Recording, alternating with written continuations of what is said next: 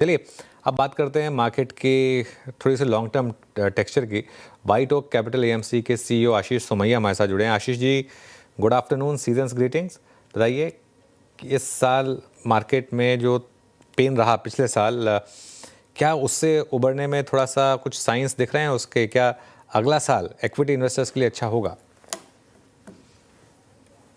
Anuj ji, actually Diwali to Diwali अगर बात करें तो जब इस दिवाली की तरफ हम बढ़ रहे हैं तो अगर आप ध्यान देखें तो जितना खराब हो सकता था, जो चीज़ें हमने इनकाउंटर करी है इस पूरे साल में, उसको ध्यान में रखते हुए अगर हम सोचें तो जितना खराब हो सकता था उतना खराब एक्चुअली हुआ नहीं। और गिवन कि भाई $18 बिलियन की सेलिंग, टैरिफ्स, वी नो, मतलब पूरे सीक्वेंस ऑफ इवेंट्स हमको पता है। तो जिस तरीके का माहौल था उसके मुकाबले में रिलेटिवली स्पीकिंग मार्केट का परफॉर्मेंस काफ़ी स्ट्रांग है। और अगर हम लोगों का चलिए इंडेक्स पे करीब करीब जीरो रिटर्न है। फंड्स पे डिपेंड करता है किस तरीके के फंड्स में है, कुछ मामूली नेगेटिव, कुछ मामूली पॉजिटिव। कुल मिला के it is not bad considering the environment. और अब जब अगले साल की तरफ जा रहे हैं तो एटलीस्ट डोमेस्टिक एनवायरनमेंट में ट्रेंड तो इम्प्रूवमेंट का ट्रेंड दिख रहा है। और मोस्ट इंपॉर्टेंट ये है कि अब जैसे अगर आप आरबीआई वगैरह को देखते हैं तो आरबीआई तो क्रेडिट पॉलिसी, लेंडिंग नॉर्म्स, काफ़ी सारी चीज़ें चेंज करने को देख रहा है। गवर्नमेंट की फिस्कल पॉलिसी भी चेंज हो गई है। बस केवल बाहर का जो माहौल है, पहले 3 से 6 महीना, अगर इस दिवाली से नेक्स्ट दिवाली देखते हैं तो पहले 3 से 6 महीना हम लोगों को फर्स्ट फेज में बाहर का माहौल जो है उससे उभर के निकलना पड़ेगा। बाहर कुछ चेंज होना चाहिए। लोकल कंडीशंस तो चेंज हो रही है, इम्प्रूव हो रही है, लेकिन जब तक बाहर का माहौल इस तरीके का है तब तक मुझे लग रहा है कि जो मार्केट का एक रेंज देखने को मिल रहा है शायद वैसा ही रहेगा। आशीष जी नमस्कार, वीरेंद्र बोल रहा हूँ। एक स्पेस जिसने एक वर्टिकल राइज दिया between I think 21 to 25, first time ये थोड़ा सा चार्ट्स पे price wise, circumstances wise challenged हुआ है, वो है EMS segment. Look at the wealth creator in this segment, Dixon. एक तो टैरिफ, हालांकि कुछ कंपनियां यूएस में भी हैं जिन्होंने एक्विजिशन किया था और वो आई थिंक वो नेविगेट कर पाएंगे इस टैरिफ वॉर को। पर आपका ईएमएस सेगमेंट पे व्यू क्या है इस वक्त? एक्चुअली हमारे पोर्टफोलियोज में वीरेंद्र जी एक्सपोजर था, मतलब क्या है कि कभी वेटेजेस प्लस माइनस होते हैं लेकिन एक्सपोजर बरकरार है। और डोमेस्टिकली मैन्युफैक्चरिंग, ईएमएस जैसा आपने बताया, इंजीनियरिंग के सारे सेक्टर्स, इस पे पॉजिटिव और कंस्ट्रक्टिव व्यू है। मुझे लग रहा है कि ये किसी न किसी कारण से, समझिए जैसा आपने बताया वर्टिकल राइज है, उसके बाद एक कंसोलिडेशन होना या एक तरीके से एक्सपेक्टेशन ज़्यादा बिल्ड हो जाना, ये हो सकता है, लेकिन व्यू कोई चेंज नहीं हुआ है।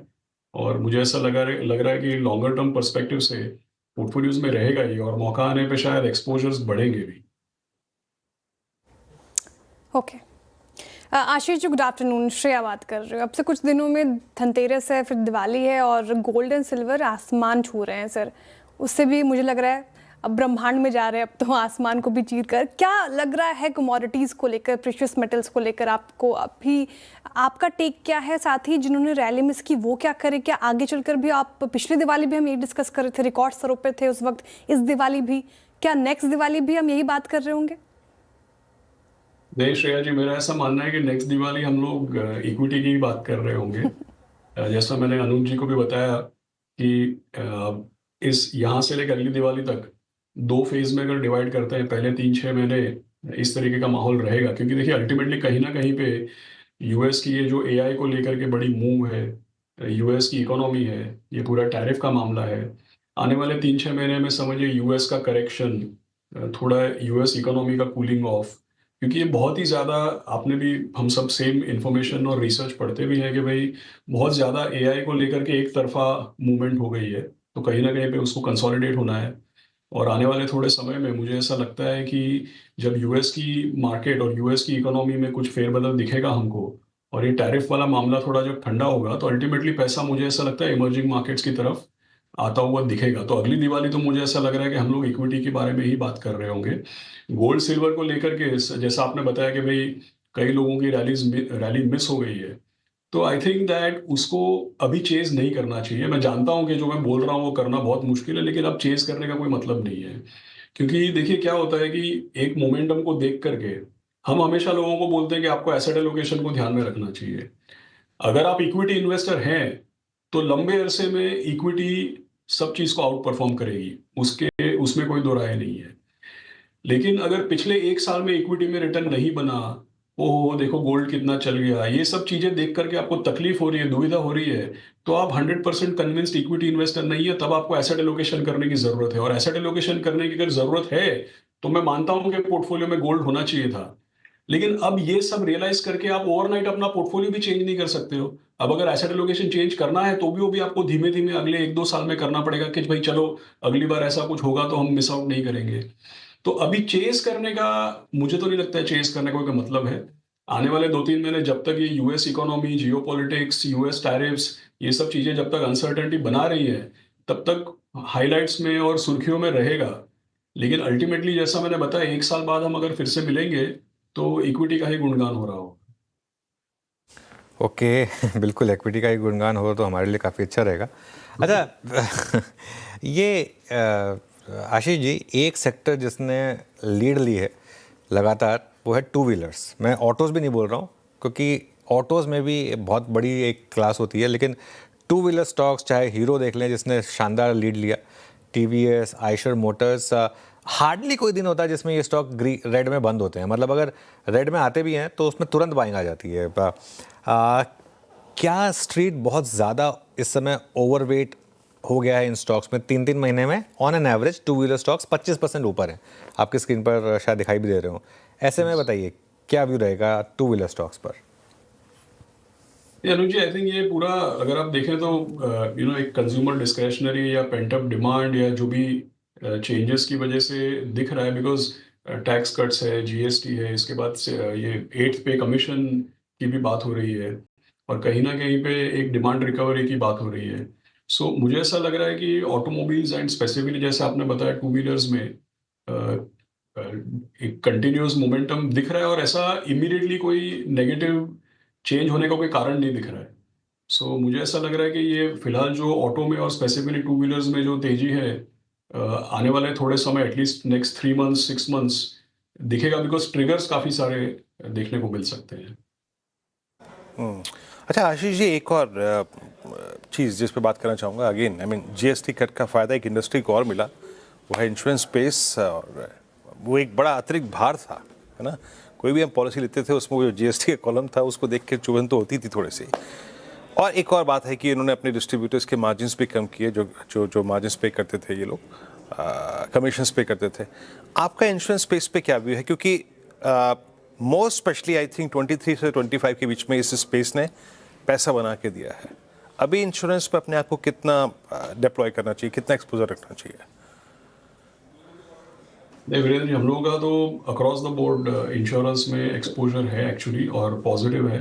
Life insurance, general insurance, health, her across the board insurance में है। और न केवल इंश्योरेंस से जुड़े हुए फिनटेक्स, आई थिंक एक्सपोजर है। और लंबे अरसे के लिए देखिए, पूरा का पूरा जैसे जिस तरीके से कंस्ट्रक्टिव, देखिए हर इंडस्ट्री के रेगुलेटरी माहौल में थोड़ा फेरबदल है ज़रूर, लेकिन overall asset management, wealth management, broking, insurance, पूरी की पूरी जो फाइनेंशियल सर्विसेज है, नॉन लेंडिंग की बात नहीं कर रहा हूँ, ऑब्वियसली फाइनेंशियल सर्विसेज जो पूरी है, इस पे काफ़ी कंस्ट्रक्टिव व्यू है। और अल्टीमेटली देखिए, जो अंडर पेनिट्रेशन है और जहाँ पेनिट्रेशन है वहाँ पे भी लोग सही सही मात्रा में इंश्योरेंस लेते नहीं है। तो मुझे ऐसा लग रहा है कि बहुत लंबा इसमें रनवे है। आई थिंक पिछले 4-5 साल में हमने कई बार ऐसा देखा कि कहीं पे रेगुलेटरी ओवरहैंग है, कहीं पे कोविड के बाद का पूरा जो माहौल हमको देखने को मिला। सो इसकी वजह से एक नेगेटिविटी होती है, कुछ हादसे हो गए, फ्लड्स हो गए, तो एक नेगेटिविटी फ्रॉम मैक्रो पर्सपेक्टिव होती रहती है। लेकिन अल्टीमेटली लंबे अरसे में अगर आप देखें, और लंबे अरसे का मतलब ये नहीं कि 20 साल की बात कर रहे हैं, आने वाले 2-3 ईयर्स भी अगर आप देखें तो इंश्योरेंस में एक्सपोजर है भी और रहेगा। ओके आशीष जी, अगर मैं पूछूं आपसे, एक ऐसा स्पेस जिसकी हम कम बात करते हैं या फिर जिस पर अभी हमारा ध्यान नहीं है, लेकिन आपको लगता है कि आने वाले 1 से 1.5 साल में वो बूम करे और वहाँ पे अच्छा खासा मौका दिखता है, तो वो कौन सा स्पेस होगा? सी आई थिंक दैट, मुझे ऐसा लगता है कि अल्टीमेटली मतलब ऐसा कोई फंड हाउस फिलोसॉफी नहीं बोल रहा हूँ, मैं क्लैरिफाई कर दूं कि भाई एज अ फंड हाउस तो हम लोग BSE 500 इंडेक्स को बीट करने के लिए रिलेटिव बेसिस पे पोर्टफोलियो कंस्ट्रक्ट करते हैं अल्फा जनरेशन के लिए। लेकिन मुझे पर्सनली ऐसा लगता है कि दो चीज़ें चेंज हो रही है। एक, अगर आप देखें तो पिछले 10 साल में हमारे देश में गवर्नमेंट को फ्रेजाइल 5 बनने की नेगेटिविटी मिली, कंपनियों को एनसीएलटी आईबीसी ओवर एक्सपेंशन करने की पेनल्टी मिली। अल्टीमेटली हमने देखा आईएलएफएस का डिफॉल्ट, कई सारे इंस्टीट्यूशंस भी।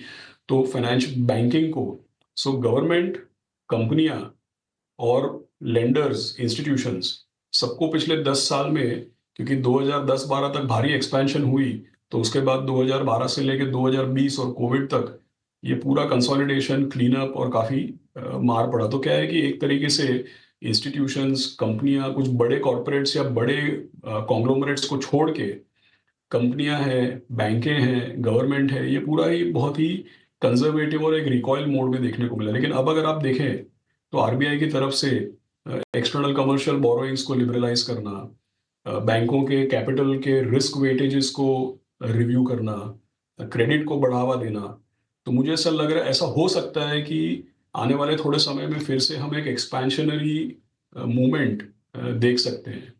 तो इससे दो तीन चीज़ें हो सकती है। या तो पूरा इन्वेस्टमेंट का माहौल फिर से एक स्ट्रॉन्ग इन्वेस्टमेंट का माहौल बन सकता है केपेक्स वगैरह को लेकर के। दूसरा, बैंकिंग में फिर से भारी एक्सपेंशन हमको देखने को मिल सकता है। तो जैसा हमने 2005, 6, 7, 8 में देखा कि एक एक्सपेंशनरी फेज था, शायद पिछले 10 साल मार खाने के बाद फिर से एक एक्सपेंशनरी फेज हमको दिख सकता है, बिकॉज सिस्टम क्लीन है, अंडर लीवरेज है, बैंकों का कंसोलिडेशन हो चुका है, और मैक्रो एनवायरनमेंट भी हमारा रिलेटिवली स्ट्रॉन्ग और फेवरेबल है। तो ये अगर एक्सपेंशनरी मूव होता है, गवर्नमेंट और आरबीआई की पॉलिसीज इस तरह का दर्शाती है, तो पॉजिटिविटी बन सकती है। That is what I feel. Okay Ashish ji, बहुत बहुत शुक्रिया आपकी इस बातचीत में, अच्छा लगा, और सभी सेक्टर्स पर खुल के आपने अपना व्यू रखा, बहुत बहुत शुक्रिया। और सर, मेरी तरफ से, अनुज, श्रेया, पूरे सीएनबीसी आवाज़ परिवार की तरफ से आपको दीपावली की अग्रिम शुभकामनाएं। बहुत शुभ, मंगलमय, सुखद रहे दीपावली जी। बहुत बहुत शुक्रिया सर।